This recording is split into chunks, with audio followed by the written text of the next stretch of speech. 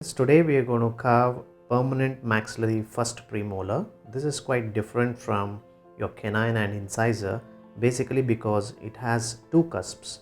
Canine was called as a cuspid because it had one single cusp on the buccal side or the labial side, whereas first premolar maxillary has two cusps, one on the buccal quite well developed and one smaller on the lingual side or the palatal side.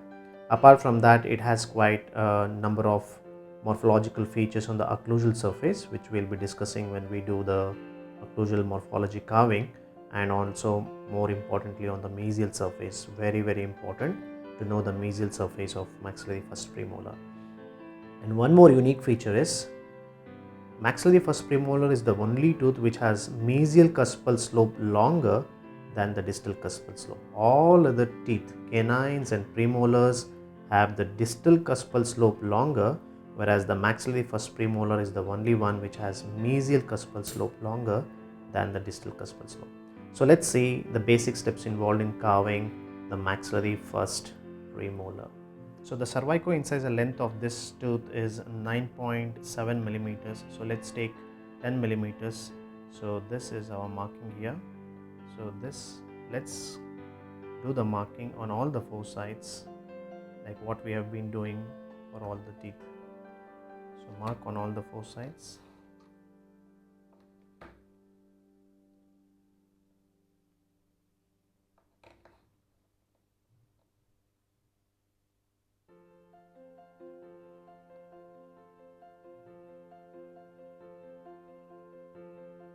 Once we do that, divide the crown into 3 equal thirds. So this becomes cervical 1/3, this becomes middle 1/3, and this incisal 1/3. So let's do that on all the other 3 surfaces: cervical 1/3, middle 1/3, and incisal 1/3.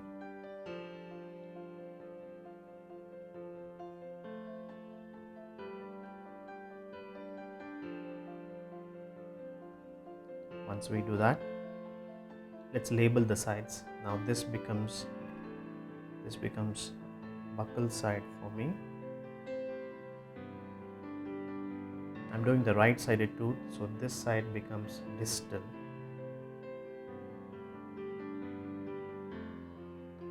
This becomes palatal, and this becomes mesial.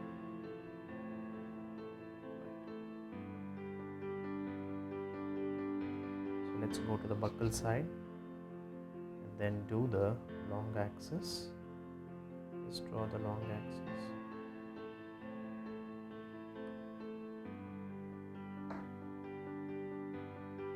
Now let's start working on the proximal sides. The mesiodistal dimension on the crown is 7.5 millimeters here, and the mesiodistal dimension at cervix is about 5.3 millimeters. So because this is 7.5 millimeters, let's take 8 millimeters or even close to 9. I would take close to 9 because preferably let's take more, close to 9 millimeters. So 4.5 millimeters this side, 4.5 millimeters this side. Here we want 5.3 or 6 millimeters.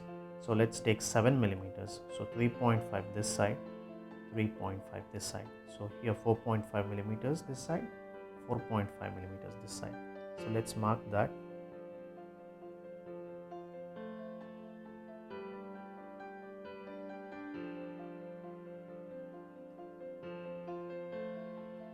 Similarly here 3.5 millimeters.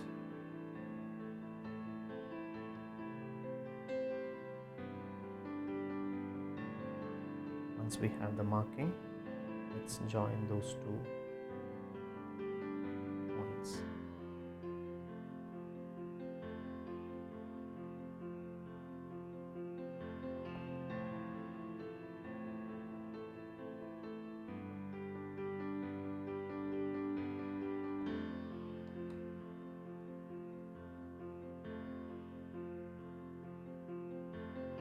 Once we join the points, we need to remove this extra wax, whatever is there on both the sides.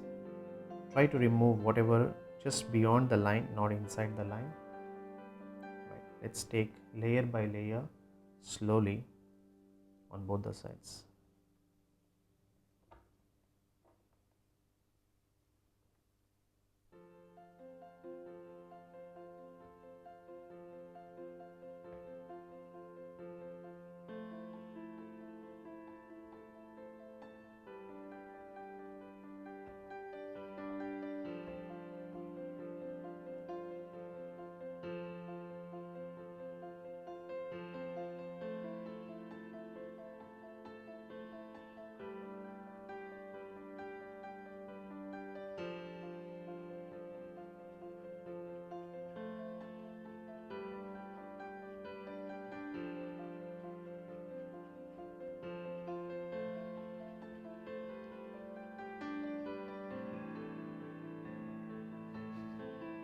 Similarly, we'll do the same thing on the other side.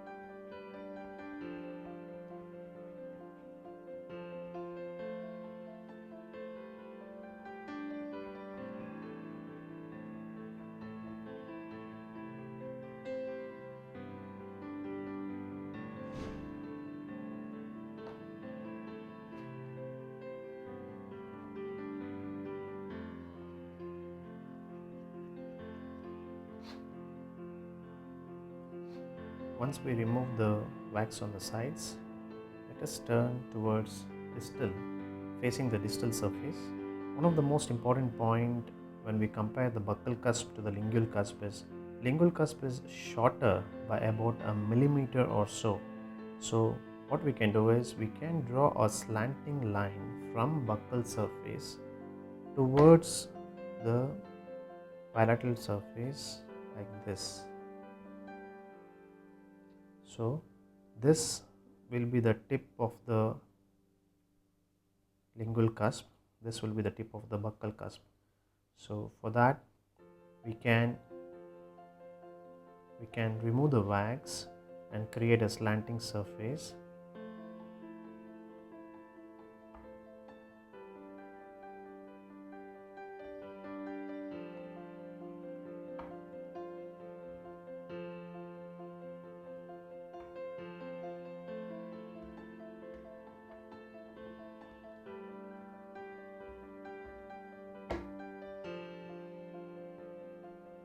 As I go towards the lingual side, I am removing more wax, so this creates a slanting surface towards the lingual surface.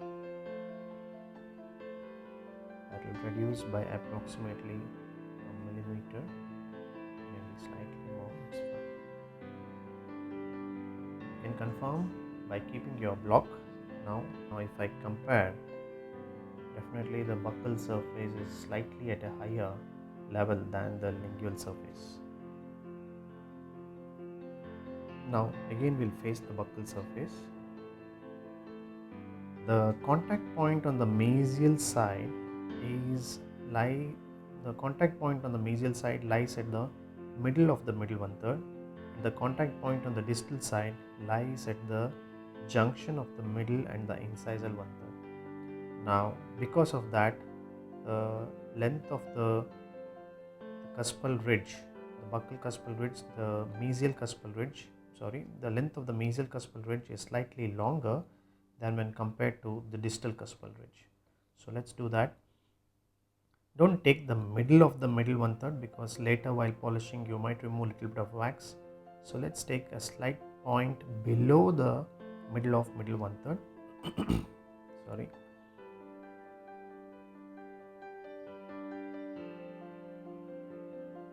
Whereas on the distal side it is at the junction of middle and the incisal one third. There also you can take a millimeter or so below the junction so that while polishing it goes off. We've done the markings, we need to remove the excess wax. Let's start removing.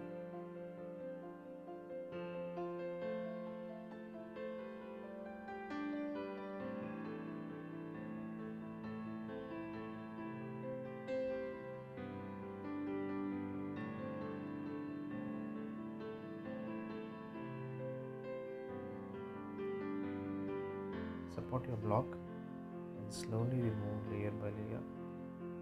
Take your time, don't be in a hurry.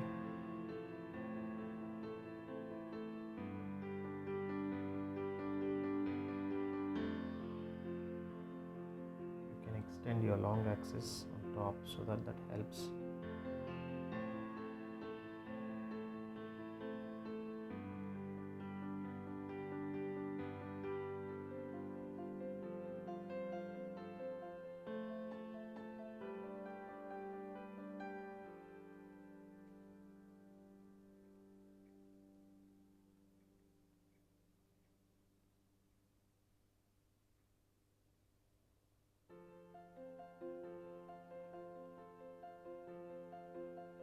See, drawing a line along the occlusal surface definitely helps. So just make sure to remove the wax only until the line.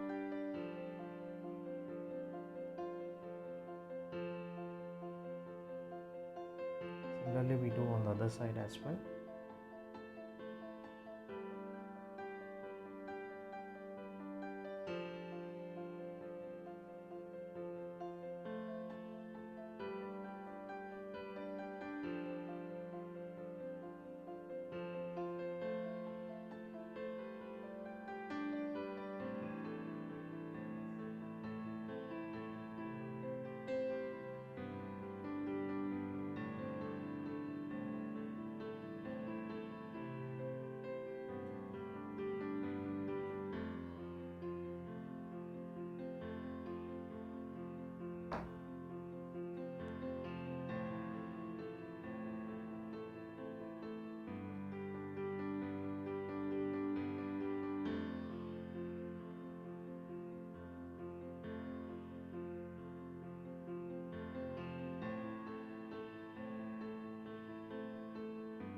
We do that, face the occlusal surface. We don't need this much width on the lingual side. Instead, there should be lingual convergence, just like how we did for incisors and canines. So for that, we take this point on the buccal side, the tip, and then draw a slanting line all across until the lingual surface on both the sides. This reduces the dimension lingually. So this is lingual convergence. The tooth converges lingually. The tooth is converging lingually. So that also the wax has to be removed. Again, remove slowly, layer by layer.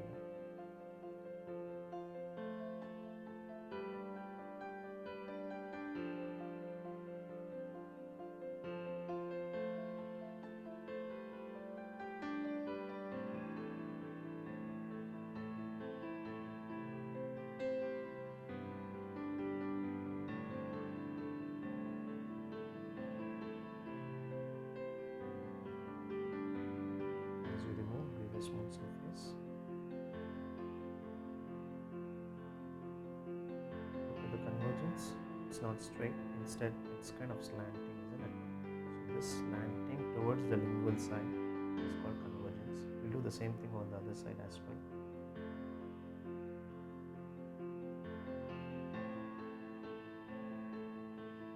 Lingually the tooth narrows.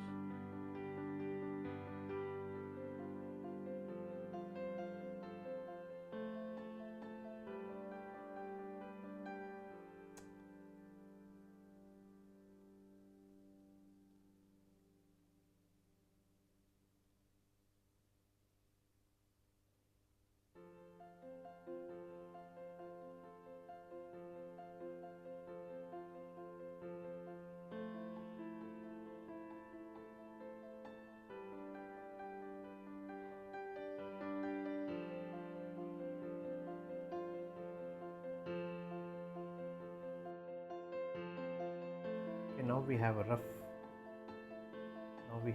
of a block which is ready to be carved for a maxillary premolar. We have a taller buccal side, shorter palatal side. The labial surface is ready to be carved to give the crest of curvature and also the lingual surface. So to do the labial surface crest of curvature, we'll follow the same technique like what we have been doing for incisors and canines. So face the distal surface, then divide the crown into 3/3. The labiolingual dimension of this tooth at crown is 9.7 millimeters. At the same time, at cervix is 8.7 millimeters. So let's mark that. Let's draw a midline first. At cervix is 8.7 millimeters. So let's take 9 millimeters and 4.5 millimeters on each side and mark the point.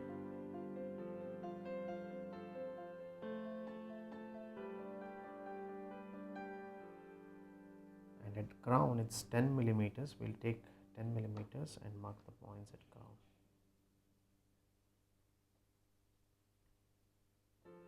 Five millimeters on each side.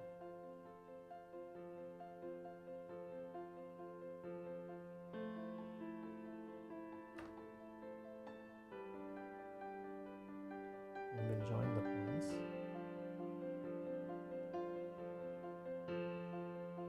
Please note, do not take till the long axis. Once you draw the shape, don't join the point till the long axis. It's slightly much ahead than the long axis, because we have buccal cusp and the lingual cusp. For canines and incisors, we used to join these 2 points and take from here till the long axis, right? So here we will not take till the long axis, we will slightly take it labial, because we have buccal cusp and lingual cusp. Once we do the marking, we will remove the wax like what we have been doing before.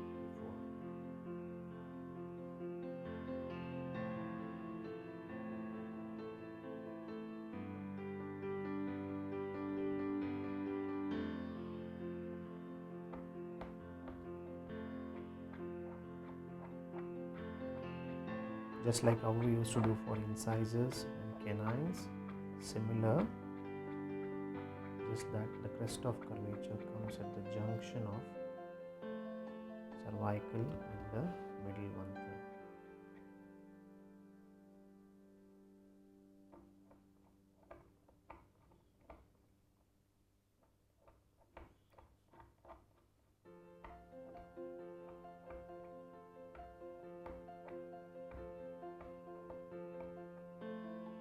Once you give the rough preparation, try do it in 2 halves so that you create a ridge on the buccal surface, and that ridge is called as buccal ridge. Like how we used to do the labial ridge for canine, very similar to that, we call it as buccal ridge.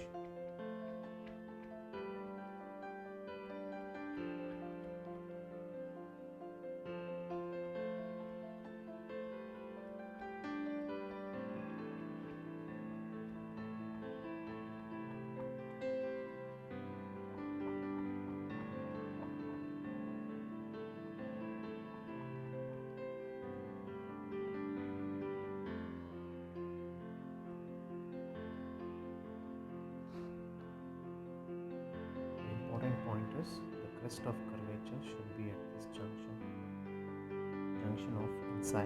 of middle at the cervical vertebra.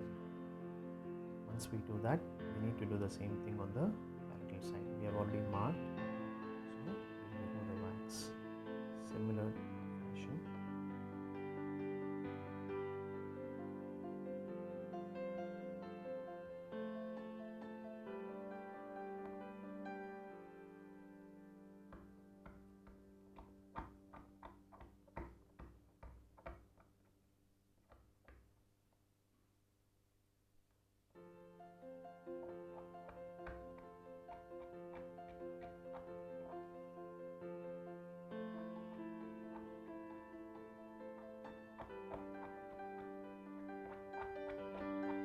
Palatally also there will be palatal or lingual ridge, but it will not be as prominent as the buccal one.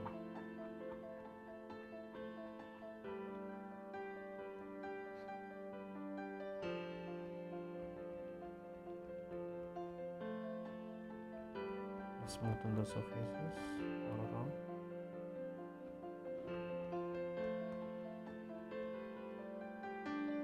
At this stage of the carving, if you see, the crown has a very hexagonal shape, isn't it? 6 surfaces, 6 sides, and very angulated. Later, this is an angulated tooth when compared to the second premolar. Second premolar is more of oval. This is slightly more angulated, but it should not be as sharp as these. We'll round off the line angles later, but just make sure you have got an hexagonal angulated tooth at this stage of the carving. If you feel that you need little bit more lingual convergence, you can do just remove some wax on the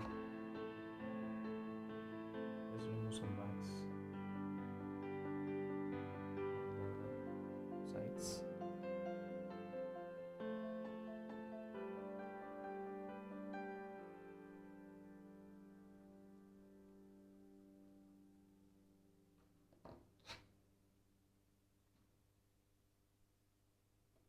Now the most important thing is doing the occlusal surface.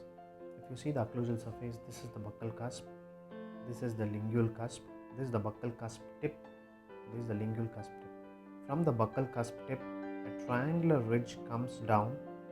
See, there's a ridge here. A triangular ridge comes down and goes till the central groove. Similarly, from the lingual cusp, a lingual triangular ridge comes down and meets at the central groove. Buccal cusp is slightly more pointed than compared to lingual cusp. So we need to create this cuspal morphology, and this is your triangular fossa, what you see on either side, and this is the mesial marginal ridge, and this is the distal marginal ridge. So these things we have to create in the wax block. First and foremost, draw a central line.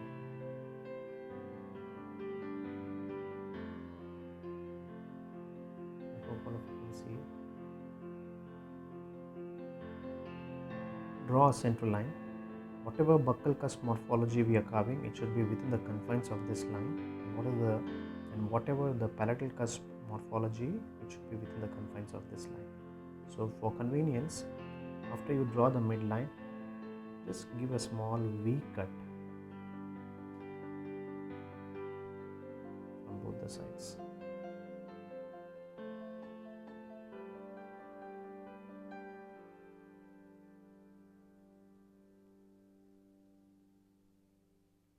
Once we do that, try to observe how I do the cuspal morphology. You should use this part of the cover, the curved part only, and hold the block, support the block with your ring finger. Place the cover in this point and move the cover at a 45-degree angle, slowly removing a layer of wax. Repeat this, you have to do multiple times, slowly removing a layer of wax.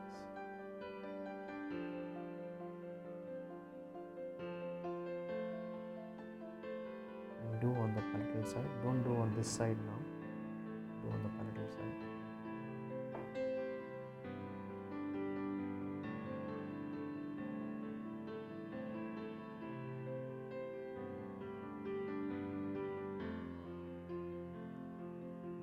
tooth, and you can repeat the same thing on the other side as well.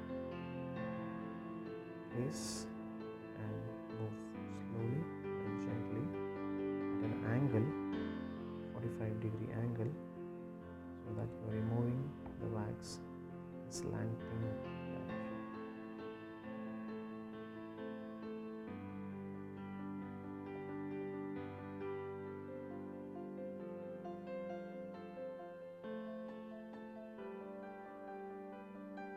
This will give you a rough cuspal morphology.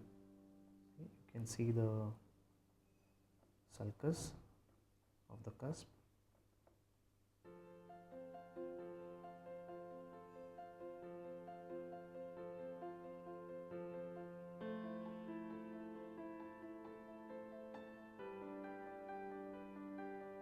When you do that, you have a marginal ridge coming into picture. So just round off the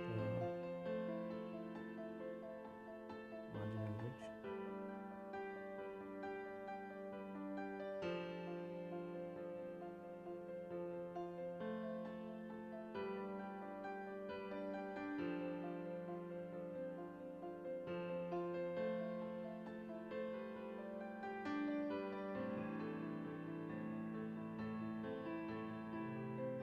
Polish the surface.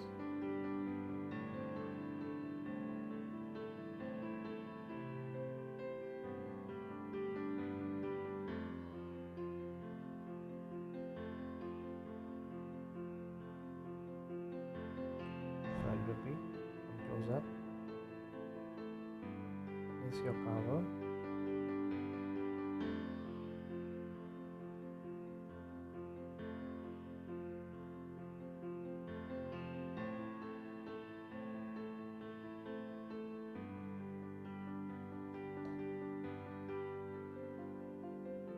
This is the buccal triangular ridge. This is the palatal triangular ridge or lingual triangular ridge.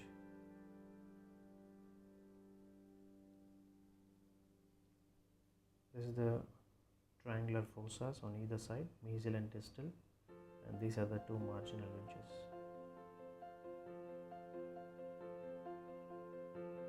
So when you are creating the cusp, just make sure keep your cover like this and move downward in a slanting direction. Downward, go this side and turn and do the other side.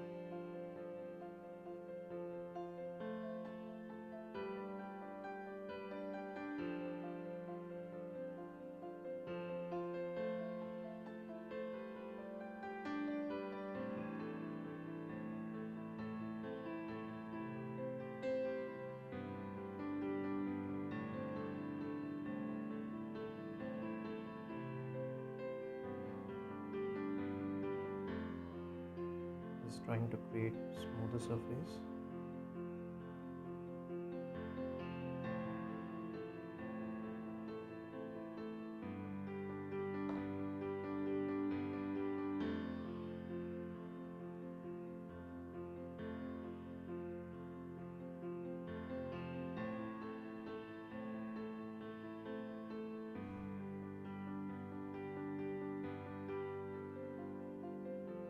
One more important feature of maxillary first premolar is on the mesial surface, there should be a depression on the mesial surface of the tooth.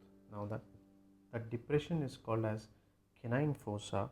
So there should be a small depression.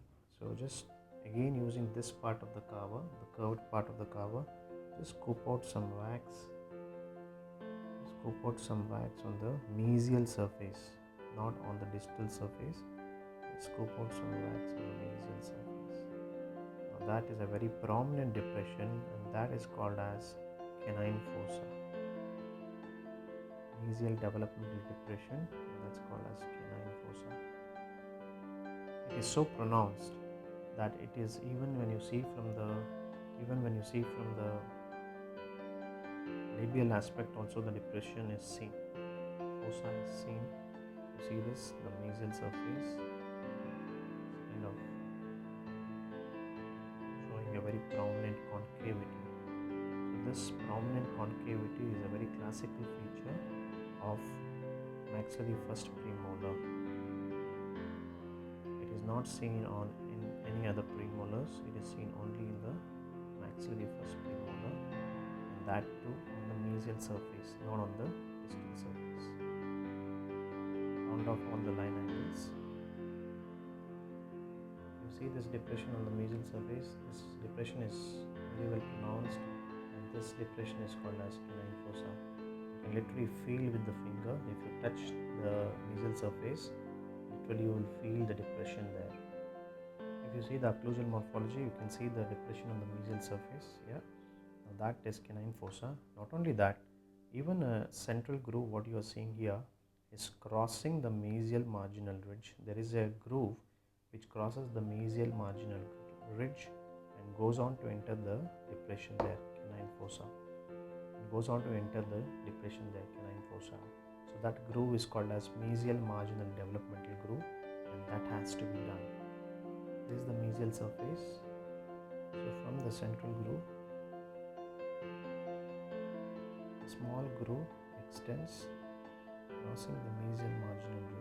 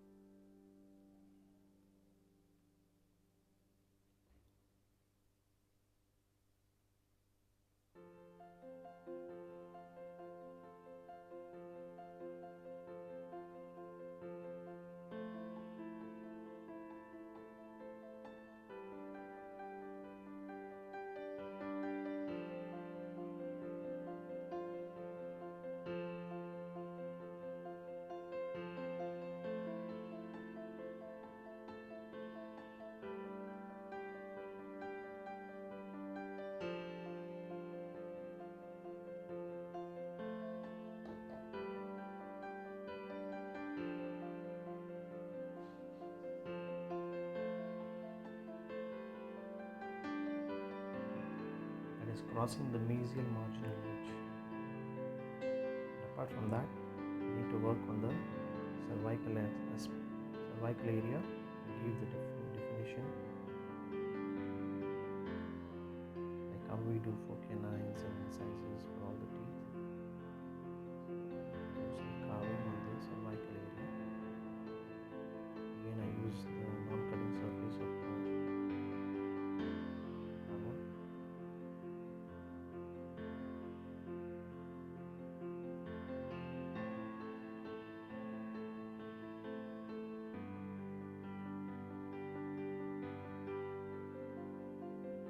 the more you work on the cervical area, the better your carving looks.